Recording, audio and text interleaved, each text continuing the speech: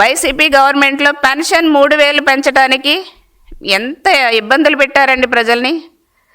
250 పెంచడానికి ప్రజలకు నరకం చూపించారు వైసీపీ గవర్నమెంట్లో.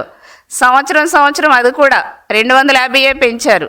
కానీ ఎట్ ఏ టైం మేము ఎలక్షన్లో ఏదైతే హామీ ఇచ్చామో 4,000 పెంచుతామని, ఆ 3,000కి ప్లస్ 4,000 కలిపి 7,000 మేము గెలిచిన వెంటనే ఫస్ట్ ప్రజలకి ఇంటి వద్దకు వెళ్ళి ఇచ్చాం.